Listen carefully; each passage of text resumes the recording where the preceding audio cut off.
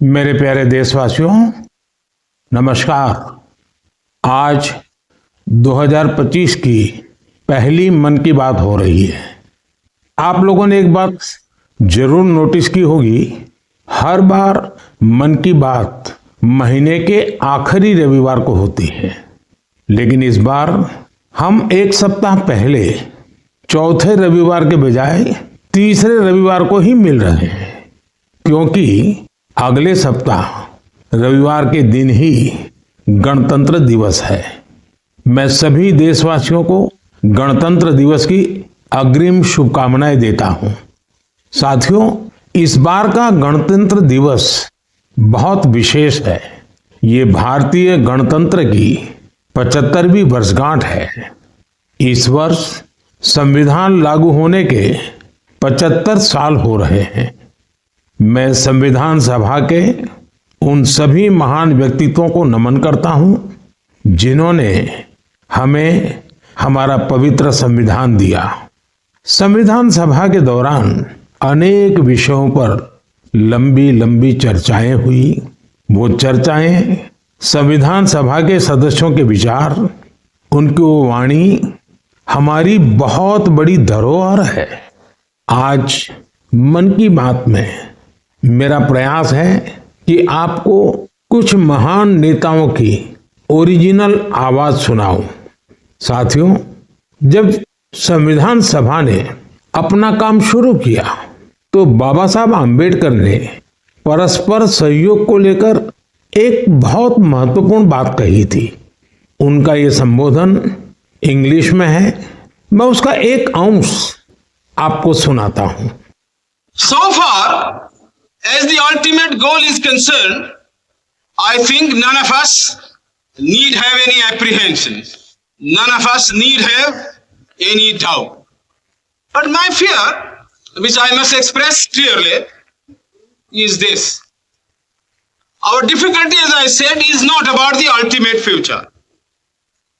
Our difficulty is how to make the heterogeneous mess that we have today take a decision in common and march in a cooperative way on that road which is bound to lead us to unity. Our difficulty is not with regard to the ultimate. Our difficulty is with regard to the beginning.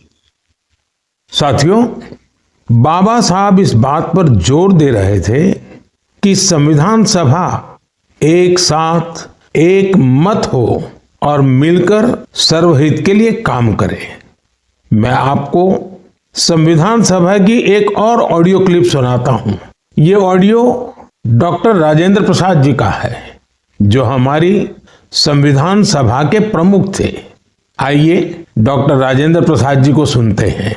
हमारा इतिहास बताता है और हमारी संस्कृति सिखाती है कि हम शांति प्रिय हैं और रहें। हमारा साम्राज्य, हमारी फतेह दूसरे तरह की रही है। हमने दूसरों को जंजीरों से, चाहे वो लोहे की हो या सोने की, कभी नहीं बांधने की कोशिश की।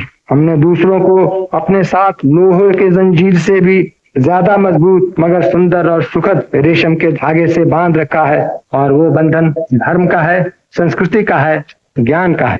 हम अब भी उसी रास्ते पर चलते रहेंगे और हमारी एक ही इच्छा और अभिलाषा है। वो अभिलाषा ये है कि हम संसार में सुख और शांति कायम करने में मदद पहुंचा सकें और संसार के हाथों में सत्य और अहिंसा वो अचूक हथियार दे सकें जिसने हमें आज आजादी तक पहुंचाया है। हमारी जिंदगी और संस्कृति में कुछ ऐसा है जिसने हमें समय के थपेड़ों के बावजूद जिंदा रहने की शक्ति दी है। अगर हम अपने आदर्शों को सामने रखे रहेंगे तो हम संसार की बड़ी सेवा कर पाएंगे। साथियों, डॉक्टर राजेंद्र प्रसाद जी ने मानवीय मूल्यों के प्रति देश की प्रतिबद्धता की बात कही थी। अब मैं आपको डॉक्टर श्यामा प्रसाद मुखर्जी की आवाज सुनाता हूं। उन्होंने अवसरों की समानता का विषय उठाया। डॉक्टर श्यामा प्रसाद मुखर्जी ने कहा था, I hope, sir, that we shall go ahead with our work in spite of all difficulties and thereby help to create that great India, which will be the motherland of not this community, of that, not this class of them, but of every person, man, woman, and child inhabiting in this great land with respect of race, caste, creed, or community. Everyone to have an equal opportunity so that he or she can develop himself or herself according to his talent and serve the great common other that of their. साथियों, मुझे उम्मीद है आपको भी संविधान सभा की debate से ये ओरिजिनल ऑडियो सुनकर अच्छा लगा होगा। हम देशवासी को इन विचारों से प्रेरणा लेकर ऐसे भारत के निर्माण के लिए काम करना है जिस पर हमारे संविधान निर्माताओं को भी गर्व हो। साथियों, गणतंत्र दिवस से एक दिन पहले 25 जनवरी को नेशनल वोटर्स डे है। ये दिन इसलिए अहम है क्योंकि इस दिन भारतीय निर्वाचन आयोग की स्थापना हुई थी। Election commission. हमारे संविधान निर्माताओं ने संविधान में हमारे चुनाव आयोग को लोकतंत्र में लोगों की भागीदारी को बहुत बड़ा स्थान दिया है। देश में जब 1951-52 में पहली बार चुनाव हुए तो कुछ लोगों को संशय था कि क्या देश का लोकतंत्र जीवित रहेगा, लेकिन हमारे लोकतंत्र ने सारी आशंकाओं को गलत साबित किया। आखिर भारत मदर ऑफ डेमोक्रेसी है। बीते दशकों में भी देश का लोकतंत्र सशक्त हुआ है, समृद्ध हुआ है। मैं चुनाव आयोग का भी धन्यवाद दूंगा जिसने समय समय पर हमारी मतदान प्रक्रिया को आधुनिक बनाया है, मजबूत किया है। आयोग ने जनशक्ति को और शक्ति देने के लिए तकनीकी शक्ति का उपयोग किया। मैं चुनाव आयोग को निष्पक्ष चुनाव के उनके कमिटमेंट के लिए बधाई देता हूं। मैं देशवासियों से कहूंगा कि वो ज्यादा से ज्यादा संख्या में अपने मत के अधिकार का उपयोग करें, हमेशा करें और देश के डेमोक्रेटिक प्रोसेस का हिस्सा भी बने और इस प्रोसेस को सशक्त भी करें। मेरे प्यारे देशवासियों, प्रयागराज में महाकुंभ का श्री गणेश हो चुका है। चिरस्मरणीय जन सैलाब, अकल्पनीय दृश्य और समता समरसता का असाधारण संगम। इस बार कुंभ में कई दिव्य योग भी बन रहे हैं। कुंभ का ये उत्सव विविधता में एकता का उत्सव मनाता है। संगम की रेती पर पूरे भारत के, पूरे विश्व के लोग जुड़ते हैं। हजारों वर्षों से चली आ रही इस परंपरा में कहीं भी कोई भेदभाव नहीं, जातिवाद नहीं।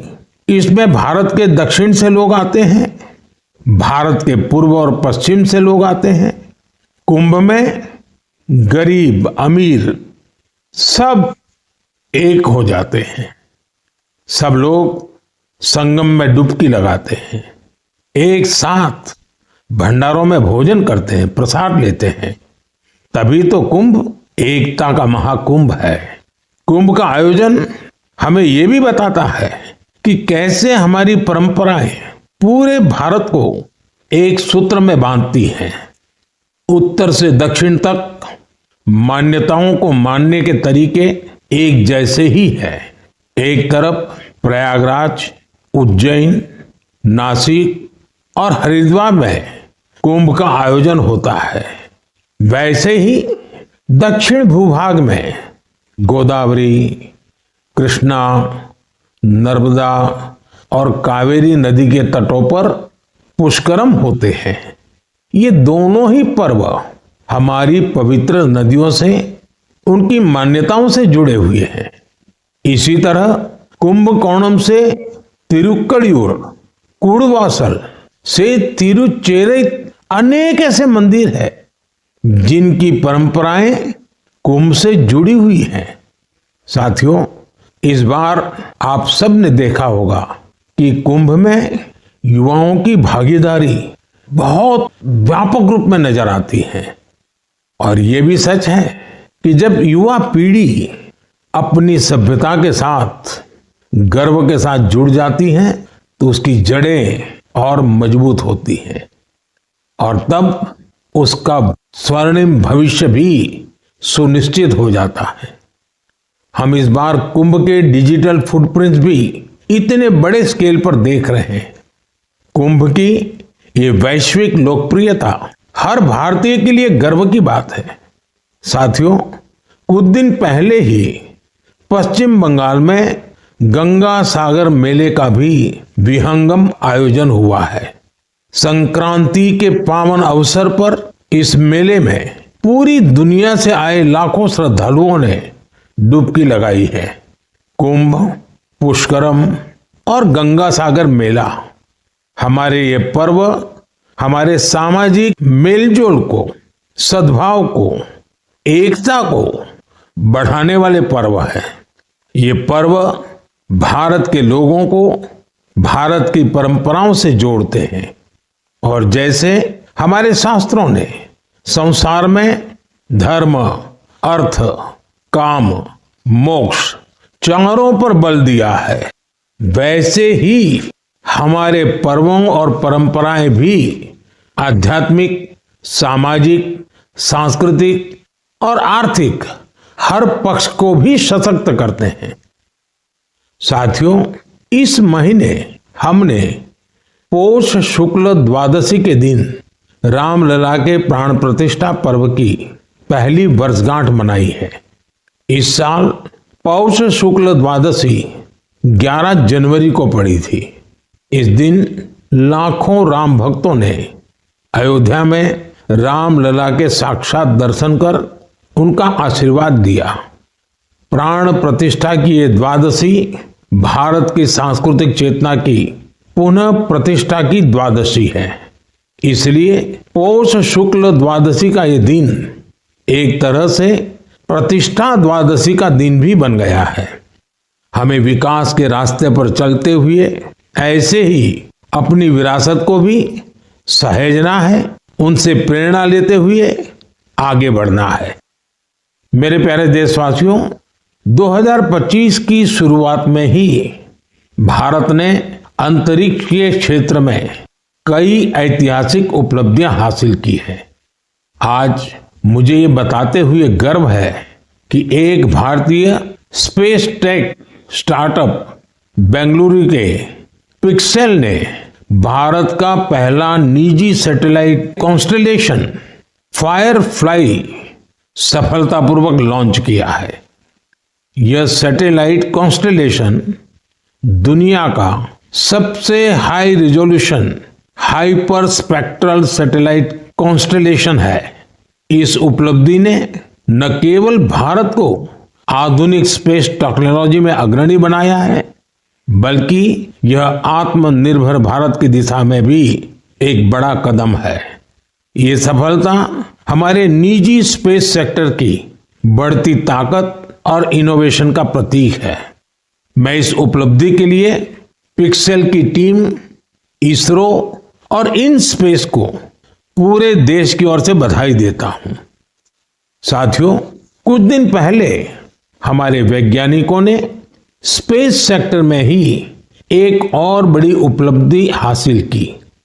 हमारे साइंटिस्ट ने सैटेलाइट्स की स्पेस डॉकिंग कराई है। जब अंतरिक्ष में 2 स्पेस क्राफ्ट कनेक्ट किए जाते हैं तो इस प्रक्रिया को स्पेस डॉकिंग कहते हैं। यह तकनीक अंतरिक्ष में स्पेस स्टेशन तक सप्लाई भेजने और क्रू मिशन के लिए अहम है। भारत ऐसा चौथा देश बना है जिसने ये सफलता हासिल की है। साथियों, हमारे वैज्ञानिक अंतरिक्ष में पौधे उगाने और उन्हें जीवित रखने के प्रयास भी कर रहे हैं। इसके लिए इसरो के वैज्ञानिकों ने लोबिया के बीज को चुना। 30 दिसंबर को भेजे गए ये बीज अंतरिक्ष में ही अंकुरित हुए। ये एक बेहद प्रेरणादायक प्रयोग है जो भविष्य में स्पेस में सब्जियों उगाने का रास्ता खोलेगा। ये दिखाता है कि हमारे वैज्ञानिक कितनी दूर की सोच के साथ काम कर रहे हैं। साथियों, मैं आपको एक और प्रेरणादायक पहल के बारे में बताना चाहता हूं। आईआईटी मद्रास का एक्सटेम केंद्र अंतरिक्ष में मैन्युफैक्चरिंग के लिए नई तकनीकों पर काम कर रहा है। ये केंद्र अंतरिक्ष में 3D printed buildings, metal forms और ऑप्टिकल फाइबर जैसे तकनीकों पर रिसर्च कर रहा है। ये सेंटर बिना पानी के कंक्रीट निर्माण जैसी क्रांतिकारी विधियों को भी विकसित कर रहा है। एक्सटेम की ये रिसर्च भारत के गगनयान मिशन और भविष्य के स्पेस स्टेशन को मजबूती देगी। इससे मैन्युफैक्चरिंग में आधुनिक टेक्नोलॉजी के भी नए रास्ते खुलेंगे। साथियों, ये सभी उपलब्धियां इस बात का प्रमाण है कि भारत के वैज्ञानिक और इनोवेटर्स भविष्य की चुनौतियों का समाधान देने के लिए इतने विजनरी हैं। हमारा देश आज स्पेस टेक्नोलॉजी में नए कीर्तिमान स्थापित कर रहा है। मैं भारत के वैज्ञानिकों, इनोवेटर्स और युवा उद्यमियों को पूरे देश की ओर से शुभकामनाएं देता हूं। मेरे प्यारे देशवासियों, आपने कई बार इंसानों और जानवरों के बीच गजब की दोस्ती की तस्वीरें देखी होगी। आपने जानवरों की वफादारी की कहानियां सुनी होगी। जानवर पालतू हो या जंगल में रहने वाले पशु, इंसानों से उनका नाता कई बार हैरान कर देता है। जानवर भले बोल नहीं पाते, लेकिन उनकी भावनाओं को, उनके हाव भाव को इंसान भली भांति भांप लेते हैं। जानवर भी प्यार की भाषा को समझते हैं, उसे निभाते भी हैं। मैं आपसे असम का एक उदाहरण साझा करना चाहता हूं। असम में एक जगह है नौगांव। नौगांव हमारे देश की महान विभूति श्रीमद शंकर देव जी का जन्मस्थान भी है। यह जगह बहुत ही सुंदर है। यहाँ हाथियों का भी एक बड़ा ठिकाना है। इस क्षेत्र में कई घटनाएं देखी जा रही थी जहां हाथियों के झुंड फसलों को बर्बाद कर देते थे। किसान परेशान रहते थे, जिससे आसपास के करीब 100 गांवों के लोग बहुत परेशान थे। लेकिन गांव वाले हाथियों की भी मजबूरी समझते थे। उन्हें पता था कि हाथी भूख मिटाने के लिए खेतों का रुख कर रहे हैं, इसलिए गांव वालों ने इसका समाधान निकालने की सोची। गांव वालों की एक टीम बनी जिसका नाम था हाथी बंधु। हाथी बंधुओं ने सूझबूझ दिखाते हुए करीब 800 बीघा बंजर भूमि पर एक अनूठी कोशिश की। यहां गांव वालों ने आपस में मिलजुल कर नेपियर ग्रास लगाई। इस घास को हाथी बहुत पसंद करते हैं। इसका असर यह हुआ कि हाथियों ने खेतों की ओर जाना कम कर दिया। यह हजारों गांव वालों के लिए बहुत राहत की बात है। उनका ये प्रयास हाथियों को भी खूब भाया है। साथियों, हमारी संस्कृति और विरासत हमें आसपास के पशु पक्षियों के साथ प्यार से रहना सिखाती है। यह हम सभी के लिए बहुत खुशी की बात है कि बीते 2 महीनों में हमारे देश में 2 नए टाइगर रिजर्व्स जुड़े हैं। इनमें से एक है छत्तीसगढ़ में गुरु घासीदास तमोर पिंगला टाइगर रिजर्व और दूसरा है एमपी में रातापानी टाइगर रिजर्व। मेरे प्यारे देशवासियों, स्वामी विवेकानंद जी ने कहा था, जिस व्यक्ति में अपने आइडिया को लेकर जुनून होता है वही अपने लक्ष्य को हासिल कर पाता है। किसी आइडिया को सफल बनाने के लिए हमारा पैशन और डेडिकेशन सबसे जरूरी होता है। पूरी लगन और उत्साह से ही इनोवेशन, क्रिएटिविटी और सफलता का रास्ता अवश्य निकलता है। कुछ दिन पहले ही स्वामी विवेकानंद जी की जयंती पर मुझे विकसित भारत यंग लीडर्स डायलॉग का हिस्सा बनने का सौभाग्य मिला।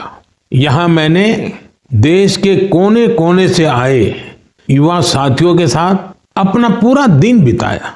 युवाओं ने स्टार्टअप्स, कल्चर, विमेन, यूथ और इंफ्रास्ट्रक्चर जैसे कई सेक्टर्स को लेकर अपने आइडियाज शेयर किए। यह कार्यक्रम मेरे लिए बहुत यादगार रहा। साथियों, कुछ दिन पहले ही स्टार्टअप इंडिया के 9 साल पूरे हुए हैं। हमारे देश में जितने स्टार्टअप्स 9 साल में बने हैं, उनमें से आधे से ज्यादा टियर 2 और टियर 3 शहरों से हैं। और जब ये सुनते हैं तो हर हिंदुस्तानी का दिल खुश हो जाता है। यानी हमारा स्टार्टअप कल्चर बड़े शहरों तक ही सीमित नहीं है। और आपको यह जानकर हैरानी होगी कि छोटे शहरों के स्टार्टअप्स में आधे से ज्यादा का नेतृत्व हमारी बेटियां कर रही हैं। जब यह सुनने को मिलता है कि अंबाला, हिसार, कांगड़ा, चेंगलपट्टू, बिलासपुर, ग्वालियर और वाशिम जैसे शहर स्टार्टअप्स के सेंटर बन रहे हैं तो मन आनंद से भर जाता है। नागालैंड जैसे राज्य में पिछले साल स्टार्टअप्स के रजिस्ट्रेशन में 200% से अधिक की वृद्धि हुई है। Waste management, non renewable energy, biotechnology और लॉजिस्टिक्स ऐसे सेक्टर हैं जिनसे जुड़े स्टार्टअप सबसे ज्यादा देखे जा रहे हैं। ये कन्वेंशनल सेक्टर्स नहीं है, लेकिन हमारे युवा साथी भी तो कन्वेंशनल से आगे की सोच रखते हैं, इसलिए उन्हें सफलता भी मिल रही है। साथियों, 10 साल पहले जब कोई स्टार्टअप के क्षेत्र में जाने की बात करता था तो उसे तरह तरह के ताने सुनने को मिलते थे। कोई ये पूछता था कि आखिर स्टार्टअप होता क्या है, तो कोई कहता था कि इसे कुछ होने वाला नहीं है। लेकिन अब देखिए, 1 दशक में कितना बड़ा बदलाव आ गया। आप भी भारत में बन रहे नए अवसरों का भरपूर लाभ उठाएं। अगर आप खुद पर विश्वास रखेंगे तो आपके सपनों को भी नई उड़ान मिलेगी। मेरे प्यारे देशवासियों, नेक नियत से निस्वार्थ भावना के साथ किए गए कामों की चर्चा दूर सुदूर पहुंच ही जाती है। और हमारा मन की बात तो इसका बहुत बड़ा प्लेटफॉर्म है। हमारे इतने विशाल देश में दूर दराज भी अगर कोई अच्छा काम कर रहा होता है, कर्तव्य भावना को सर्वोपरि रखता है, तो उसके प्रयासों को सामने लाने का ये बेहतरीन मंच है। अरुणाचल प्रदेश में दीपक नाबाम जी ने सेवा की अनूठी मिसाल पेश की है। दीपक जी यहाँ लिविंग होम चलाते हैं, जहाँ मानसिक रूप से बीमार, शरीर से असमर्थ लोगों और बुजुर्गों की सेवा की जाती है। यहाँ पर ड्रग्स की लत के शिकार लोगों की देखभाल की जाती है।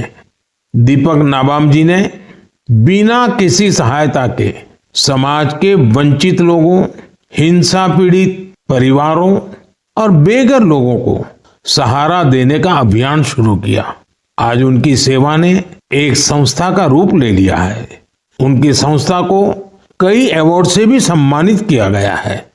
लक्षद्वीप के कवरत्ती द्वीप पर नर्स के रूप में काम करने वाली के हिडुम्बी जी, उनका काम भी बहुत प्रेरित करने वाला है। आपको ये जानकर हैरानी होगी कि वो 18 वर्ष पहले सरकारी नौकरी से रिटायर हो चुकी हैं, लेकिन आज भी उसी करुणा और स्नेह के साथ लोगों की सेवा में जुटी हैं जैसे वो पहले करती थी। लक्षद्वीप के ही केजी मोहम्मद जी के प्रयास ये भी अद्भुत है। उनकी मेहनत से मिनिकॉय द्वीप का मरीन इकोसिस्टम मजबूत हो रहा है। उन्होंने पर्यावरण के प्रति लोगों को जागरूक करने के लिए कई गीत लिखे हैं। उन्हें लक्षद्वीप साहित्य कला अकादमी की तरफ से बेस्ट फोक सॉन्ग अवार्ड भी मिल चुका है। केजी मोहम्मद रिटायरमेंट के बाद वहां के म्यूजियम के साथ जुड़कर भी काम कर रहे हैं। साथियों, एक और बड़ी अच्छी खबर अंडमान और निकोबार द्वीप समूह से भी है। निकोबार जिले में वर्जिन कोकोनट ऑयल को हाल ही में जीआई टैग मिला है। वर्जिन कोकोनट ऑयल, उसको जीआई टैग के बाद एक और नई पहल हुई है। इस ऑयल के उत्पादन से जुड़ी महिलाओं को संगठित कर सेल्फ हेल्प ग्रुप बनाए जा रहे हैं। उन्हें मार्केटिंग और ब्रांडिंग की स्पेशल ट्रेनिंग भी दी जा रही है। यह हमारे आदिवासी समुदायों को आर्थिक रूप से सशक्त बनाने की दिशा में एक बड़ा कदम है। मुझे विश्वास है भविष्य में निकोबार का वर्जिन कोकोनट ऑयल दुनिया भर में धूम मचाने वाला है और इसमें सबसे बड़ा योगदान अंडमान और निकोबार के महिला सेल्फ हेल्प ग्रुप का होगा। मेरे प्यारे देशवासियों, पल भर के लिए आप एक दृश्य की कल्पना कीजिए। कोलकाता में जनवरी का समय है, दूसरा विश्व युद्ध अपने चरम पर है और इधर भारत में अंग्रेजों के खिलाफ गुस्सा उफान पर है। इसकी वजह से शहर में चप्पे चप्पे पर पुलिस वालों की तैनाती है। कोलकाता के बीचों बीच एक घर के आसपास पुलिस की मौजूदगी ज्यादा चौकस है। इसी बीच लंबा ब्राउन कोट, पैंट और काली टोपी पहने हुए एक व्यक्ति रात के अंधेरे में एक बंगले से कार लेकर बाहर निकलता है। मजबूत सुरक्षा वाली कई चौकियों को पार करते हुए वो एक रेलवे स्टेशन गोमो पहुंच जाता है। ये स्टेशन अब झारखंड में है। यहां से एक ट्रेन पकड़कर वो आगे के लिए निकलता है। इसके बाद अफगानिस्तान होते हुए वो यूरोप जा पहुंचता है और यह सब अंग्रेजी हुकूमत के अवैध किलेबंदी के बावजूद होता है। साथियों, ये कहानी आपको फिल्मी सीन जैसी लगती होगी। आपको लग रहा होगा इतनी हिम्मत दिखाने वाला व्यक्ति आखिर किस मिट्टी का बना होगा। दरअसल ये व्यक्ति कोई और नहीं, हमारे देश की महान विभूति नेताजी सुभाष चंद्र बोस थे। 23 जनवरी यानी उनकी जन्म जयंती को अब हम पराक्रम दिवस के रूप में मनाते हैं। उनके शौर्य से जुड़ी इस गाथा में भी उनके पराक्रम की झलक मिलती है। कुछ साल पहले मैं उनके उसी घर में गया था जहां से वे अंग्रेजों को चकमा देकर निकले थे। उनकी वो कार अभी वहां मौजूद है। वो अनुभव मेरे लिए बहुत ही विशेष रहा। सुभाष बाबू एक विजनरी थे। साहस तो उनके स्वभाव में रचा बसा था। इतना ही नहीं, वे बहुत कुशल प्रशासक भी थे। महज 27 साल की उम्र में वो कोलकाता कॉरपोरेशन के चीफ एग्जीक्यूटिव ऑफिसर बने और उसके बाद उन्होंने मेयर की जिम्मेदारी भी संभाली। एक प्रशासक के रूप में भी उन्होंने कई बड़े काम किए। बच्चों के लिए स्कूल, गरीब बच्चों के लिए दूध का इंतजाम और स्वच्छता से जुड़े उनके प्रयासों को आज भी याद किया जाता है। नेताजी सुभाष का रेडियो के साथ ही गहरा नाता रहा है। उन्होंने आजाद हिंद रेडियो की स्थापना की थी, जिस पर उन्हें सुनने के लिए लोग बड़ी बेसब्री से प्रतीक्षा करते थे। उनके संबोधनों से विदेशी शासन के खिलाफ लड़ाई को एक नई ताकत मिलती थी। आजाद हिंद रेडियो पर अंग्रेजी, हिंदी, तमिल, बांग्ला, मराठी, पंजाबी, पश्तो और उर्दू में न्यूज बुलेटिन का प्रसारण होता था। मैं नेताजी सुभाष चंद्र बोस को नमन करता हूं। देश भर के युवाओं से मेरा आग्रह है कि वे उनके बारे में अधिक से अधिक पढ़ें और उनके जीवन से निरंतर प्रेरणा ले। साथियों, मन की बात का ये कार्यक्रम हर बार मुझे राष्ट्र के सामूहिक प्रयासों से, आप सबकी सामूहिक इच्छा शक्ति से जोड़ता है। हर महीने मुझे बड़ी संख्या में आपके सुझाव, आपके विचार मिलते हैं और हर बार इन विचारों को देखकर विकसित भारत के संकल्प पर मेरा विश्वास और बढ़ता है। आप सब इसी तरह अपने अपने काम से भारत को सर्वश्रेष्ठ बनाने के लिए प्रयास करते रहें। इस बार की मन की बात में फिलहाल इतना ही। अगले महीने फिर मिलेंगे भारतवासियों की उपलब्धियां, संकल्पों और सिद्धियों की नई गाथाओं के साथ। बहुत बहुत धन्यवाद। नमस्कार।